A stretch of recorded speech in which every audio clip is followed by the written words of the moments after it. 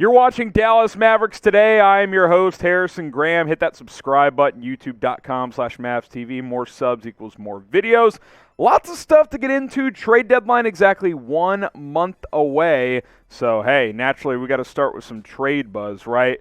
Shams Charania of The Athletic is reporting that the Mavs and a couple other teams, as the Knicks the other team, Coop, I think the Knicks have been the other team as well, have expressed interest in Myles Turner. And for you longtime MFFLs, the Mavs have been linked to Myles Turner for years. Why? Well, because he grew up in the DFW area. Here's Shams on his write-up on Turner saying, quote, rival teams are ramping up conversations with the Pacers involving guard Caris LeVert and center Myles Turner. The Mavs and Knicks are expressing interest in trading for Turner, sources said. Turner is leading the NBA in shot blocking at 2.9 blocks per game. And you look at his numbers this year overall, in addition to those 2.9 blocks, 13 points, 7 rebounds and change there, over 50%.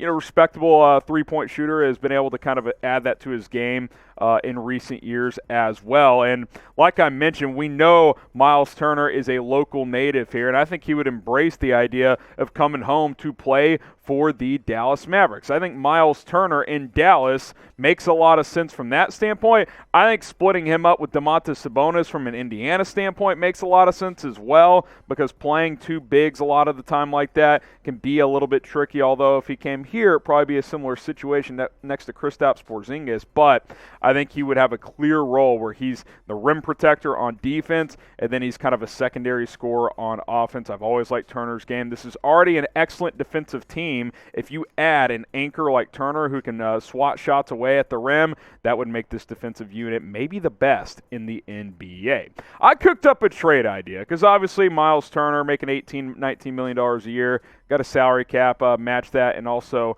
give some pieces up for it. So how about Maxi Kleber, Reggie Bullock, and a 2025 first-round pick?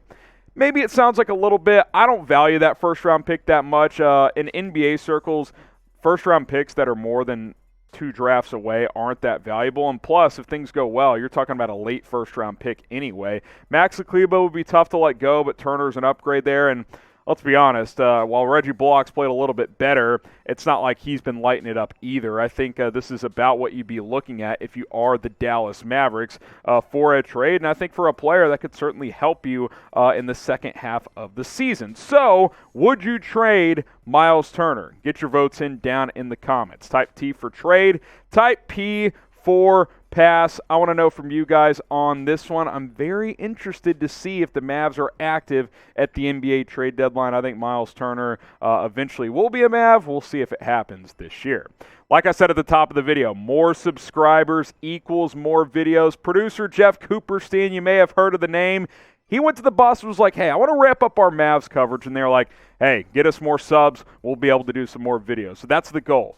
Get us more subscribers. It's free. That way we can plug out more content for you guys. We have other NBA channels plugging out 4 or 5 videos a week. They've been getting more subs recently. That's how things work around here at Chat Sports. Hit that big red sub button. A lot of trade buzz between now and the trade deadline. News, rumors, major injury updates. We'll cover it all and more as long as we continue to grow with new subscribers. Let's talk about Josh Green, who continues to just come into his zone here in year number 2, which really is a pleasant sight to see, because after last year and then him not playing in Summer League, you're like, oh, is this guy, is he going to be a player for this team? Well, he's on a little bit of a heater right now, especially in the last couple of games. 17.5 points. You see the efficiency. 82% from the field now. It's 2 games, but still, he's smart with the basketball. Something he's added to, he had that 10-assist game a couple of weeks ago, is all of a sudden he's got a little creativity in his game as well. He's rebounding. We know the defense is there. That's why they drafted him.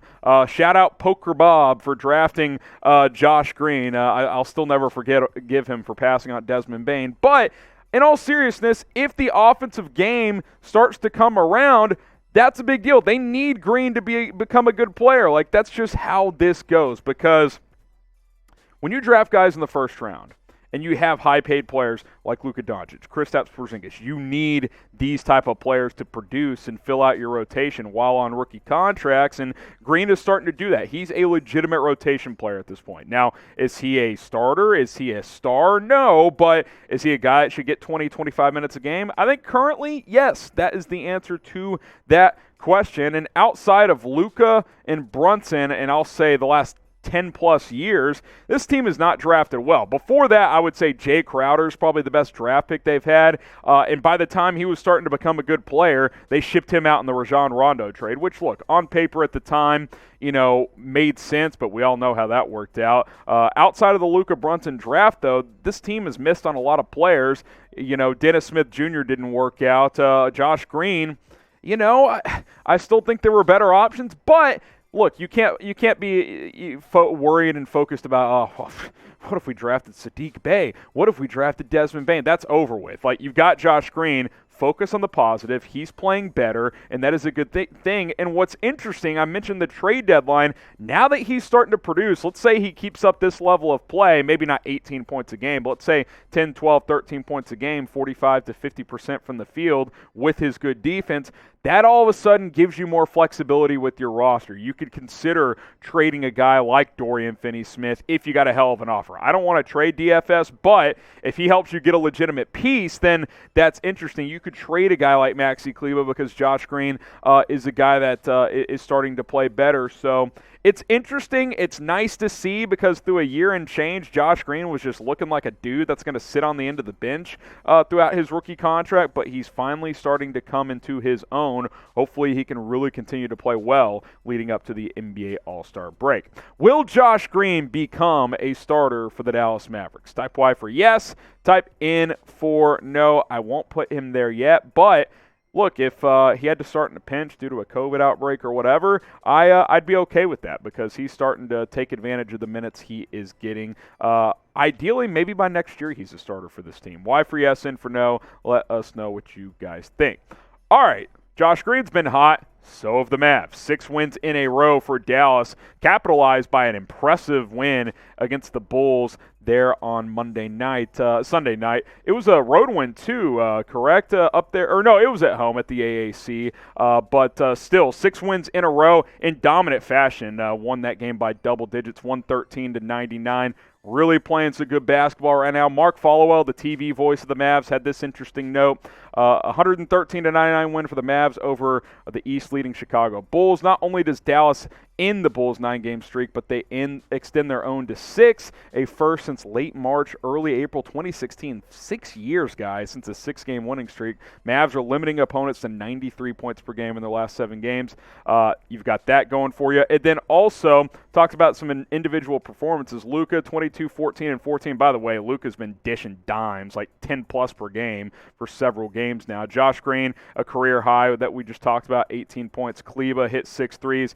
Some interesting notes coming out of that Bulls game. But the point is, and Followell's point on that first tweet we showed you as you look ahead to the upcoming schedule here is this team has an identity. It's defense. And that's why I'm intrigued by Myles Turner as well. You add a piece like that and like, whoa, you're talking about one of the best defensive centers in the NBA. You got the Knicks, Grizzlies both on the road coming up. Those will be some good challenges. Magic, Thunder at home. Those are games you have to have. I mean, there's 10 games on an NBA schedule where you highlight out of your 82 and you're like, okay, we got to win these 10.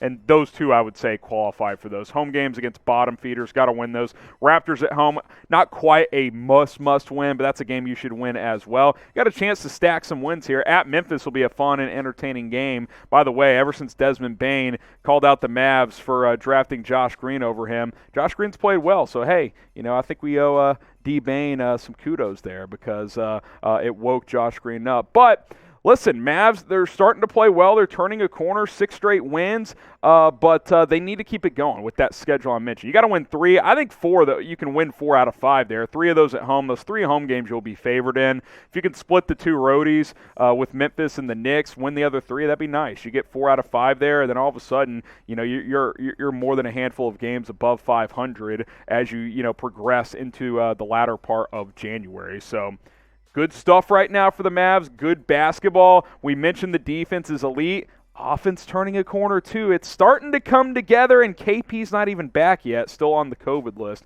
Hopefully he will come back very, very soon.